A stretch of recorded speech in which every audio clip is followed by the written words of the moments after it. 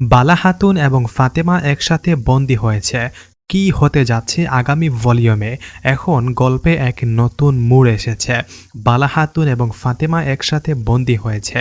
তাদের বন্দিত্বের ফলে একদিকে যেমন উত্তেজনা বাড়ছে, তেমনি অন্যদিকে অনেক রহস্যের জন্ম নিচ্ছে, যা আমাদের আগ্রহকে আরও বাড়িয়ে তোলে। তবে আগামী ভলিউমে কি হতে যাচ্ছে, এই প্রশ্নটাই সবাই এখন ভাবছে। এবার আমাদের চোখ রাখতে হবে উসমান বে এবং তার প্রতিপক্ষের উপর। ভলিউম 183 এর শেষের দিকে আমরা দেখেছিলাম উসমান বে উলুগানকে এক ভয়ানক ফাঁদে ফেলে দিয়েছিলেন।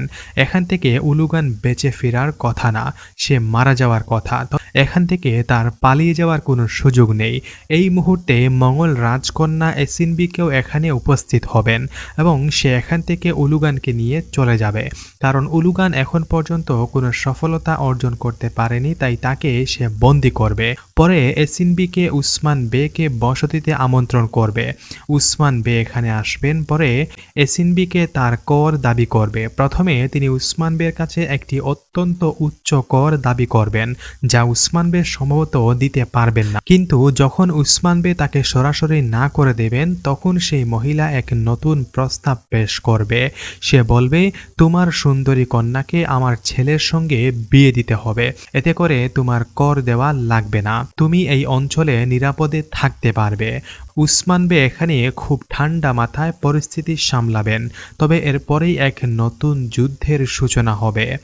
এসিনবিকে উসমান বের গোপন বসতির উপর আক্রমণ করার পরিকল্পনা করবে। তবে সে জানে উসমান বের বসতির অবস্থান, এটা সে আগে থেকেই জানে। সেই অনুযায়ী পরিস্থিতি আরো জটিল হয়ে উঠবে। বেগম খাতুন এসিনবিকের এই অপরাধের ব্যাপারে মন্তব্য করেন। তার অন্তরের বিষের কারণে তাকে ফেরাউনের মতো মনে হয়। তবে প্রত্যেক ফেরাউনের জন্য একজন মুসা রয়েছে।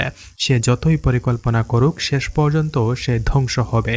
এই কথায় গভীর তাৎপর্য রয়েছে, কারণ সত্যের পথে চলা কখনো পরাজিত হয় না, আর অবিচারের পতন হবেই। এসিনবিকের সব ষড়যন্ত্রই একদিন সফল হবে না, শেষ পর্যন্ত সে ধ্বংস হবে। এদিকে বালা খাতুন সুফিয়ার কারাগারে গিয়ে তাকে সাবধান করবেন এবং প্রস্তাব দেবেন যে, যদি তুই আমাকে আমার মেয়ের কাছে নিয়ে যেতে পারিস, তবে আমি তোর নোংরা জীবন মুক্তি দেব। সুফিয়া এই প্রস্তাবে রাজি হয়ে যাবে, কিন্তু এখানেই তার নতুন পরিকল্পনা শুরু হবে। এক দুর্গে গিয়ে সুফিয়া হালিমাকে রিস্তোর কাছে পাঠিয়ে বালা খাতুনকে আটকানোর জন্য এক গভীর ষড়যন্ত্র করবে। এরপর রিস্তো বালা খাতুনকে বন্দী করে ফেলে এবং এখানে সম্ভবত হালিমা সবকিছু জানবে। রিস্তো যখন বালা খাতুনকে বন্দী করবে, সে হালিমার বিষয়ে সবকিছু তাকে খুলে বলবে, কিভাবে তাকে অপহরণ করলো সুফিয়া, আর কিভাবে সে তার পরিকল্পনাগুলো সাজিয়েছে। এই কথাগুলো লুকিয়ে হালিমা শুনে ফেলবে এবং সে বুঝতে পারবে তার অতীত, তার পরিচয়। এখন হালিমা আর কোনো ওষুধ নিতে পারবে না, কারণ যে ওষুধ তৈরি করেছিল সে তো মারা গেছে। এরপর তার স্মৃতি ফিরতে শুরু করবে, সে তার অতীতের অনেক কিছু মনে করতে পারবে এবং এটি এক নতুন ধাপ শুরু করবে। এখানেই সোনালী সত্যটা প্রকাশিত হবে। হালিমা তার নিজের অতীত জানত না, এখন বুঝে যাবেন এবং নিজের শক্তি ফিরে পাবে।